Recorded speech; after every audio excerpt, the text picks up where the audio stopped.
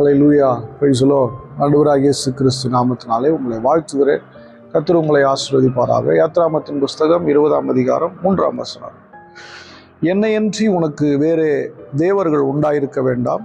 மேலே வானத்திலும் கீழே பூமியிலும் பூமியின் கீழ் தண்ணீரிலும் உண்டாயிருக்கிறவைகளுக்கு ஒப்பான ஒரு சொரூபத்தை ஆகிலும் யாதொரு விக்கிரகத்தை ஆகிலும் உனக்கு நீ உண்டாக்க வேண்டாம். நீ அவைகளை நமஸ்கரிக்கவும் வேண்டாம். உன் தேவனாகிய கர்த்தராயிருக்கிற நான் எரிச்சல் உள்ள தேவனாயிருந்து என்னை பகைக்கிறவர்களை குறித்து பிதாக்களுடைய அக்கிரமத்தை பிள்ளைகளிடத்தில் 3ஆம் 4ஆம் தலைமுறை மட்டும் விசாரிக்கிறவராயிருக்கிறேன். என்னிடத்தில் அன்பு கூர்ந்து என் கற்பனைகளை கை கொள்கிறவர்களுக்கோ 1000 தலைமுறை மட்டும் இரக்கம் செய்கிறவராயிருக்கிறேன். அல்லேலூயா. இஸ்ரேல் மக்கள் ஆயத்தப்பட்டு வந்தாங்க.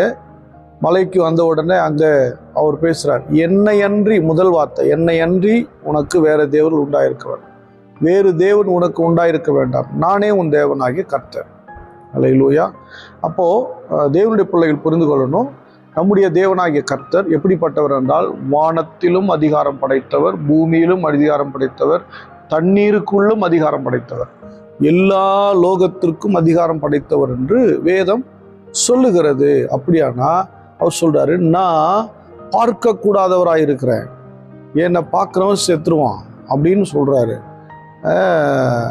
அப்போ அப்பேற்பட்ட மகிமை நிறைந்தவர், க்ளோரி, அப்பேற்பட்ட பிரசன்னம் நிறைந்தவர், அப்பேற்பட்ட வல்லமை நிறைந்தவர் அவர் எப்படி பார்த்தீங்கன்னா அவர் சொல்றாரு, நீ என்னை விக்கிரகத்துக்குள்ளே கொண்டு வர முடியாது, ஒரு விக்கிரகத்தை உண்டாக்காதீங்க, வேறொரு விக்கிரகத்தை நீங்கள் என்ன பண்ணாதீங்க, பணிந்து கொள்ளாதீங்க, என்னை ஒரு உருவத்துக்குள்ளே வைக்காதீங்க, நான் உருவமற்றவன் அப்படின்னு சொல்கிறார். அப்போது அவரை நீங்கள் உருவத்தை ஏற்படுத்தி நமஸ்கரிக்கிறது இதெல்லாம் தவறான ஒரு காரியம். அவர் சொல்கிறார், நான் எரிச்சல் உள்ள தேவன், இதெல்லாம் பண்ணிட்டு என்னடா அப்படிங்கிற எனக்கு கோபம் வரும் அப்படிங்கிறார், எரிச்சலாக இருக்கிறார். அப்போது தேவனுடைய பிள்ளைகள் நீங்கள் அப்படி தேவனுடைய வார்த்தையை எடுத்து நீங்கள் அவரை மகிமைப்படுத்தாமல், தேவனை துதித்து மகிமைப்படுத்தாமல், தேவனை ஒரு ஒரு ஒரு ரூபத்துக்குள்ள அடக்கி அதையே பார்த்துக்கிட்டு இருக்கிறதுங்கிறது அவர் விரும்பவில்லை.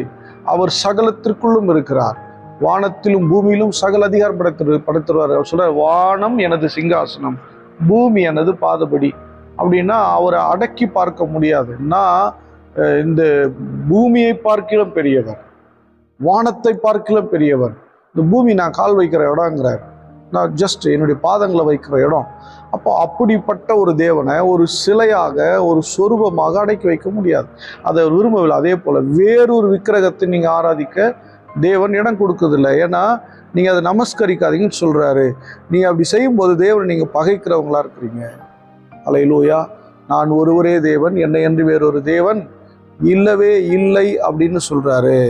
அப்போ நம்ம தேவர்கள் எப்படி உருவாகிறாங்கன்னா, வாழ்ந்த மனிதர்கள், வாழ்ந்த முனிவர்கள், வாழ்ந்த நபர்களை தான் என்ன பண்ணுறோங்கன்னா, ஃபஸ்ட்டு பெரிய மனிதர்களை நம்ம ஃபஸ்ட்டு சாதாரணமாக மரியாதை செலுத்துகிறோம், மாலை போடுறோம், இப்படிலாம் பண்ணி போக அவர்கள் தேவர்களாக, கடவுளாக எண்ணப்படுகிறத பார்க்க முடியும். இப்போ ரீசெண்டாக உள்ள காலங்களிலே பார்க்க முடியும், நிறைய பேர் இப்படிப்பட்ட மனித தெய்வங்களை உருவாக்குறத பார்க்க முடியுது. இவர் மனித தெய்வம் இல்லை, இவர் தான் தேவன், இவர் தான் மனித அவதாரம் எடுத்து வந்தார், மனிதன் தேவனாக மாறவில்லை, தேவன் மனிதனாக உருவெடுத்து வந்தார். அப்படின்னா புரிந்து கொள்ளணும், இவரை ஒரு எல்லைக்குள் அடக்க முடியாது, இவர் ஒருவரே தேவன், இவரை என்று வேறு தேவன் இல்லை.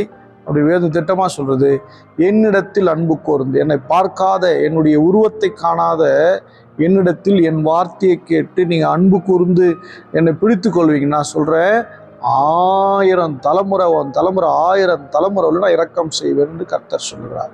நம்ம எல்லாரும் ஸ்தோத்திரம் பண்ணுவோமா? ஸ்தோத்திரம் ஆண்டவரே, நீர் ஒருவரே தேவன், உண்மை என்று வேறு தேவன் இல்லை, விக்கிரகங்கள் இல்லை. ஆண்டவரே ஸ்தோத்திரம், ஸ்தோத்திரம் ஆண்டவரே, ஆண்டவரே ஸ்தோத்திரம், ஸ்தோத்திரம், ஸ்தோத்திரம். பரிசுத்த பிதாவே உம்மை ஸ்தோத்திரிக்கிறோம்.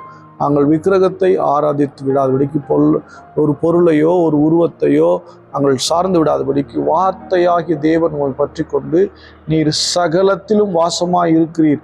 ஆண்டவரே, வானம் உமது சிங்காசனம், பூமி உமது பாதபடி. எத்தனை பெரிய தேவன் நாங்கள் ஆராதிக்கிறோம்.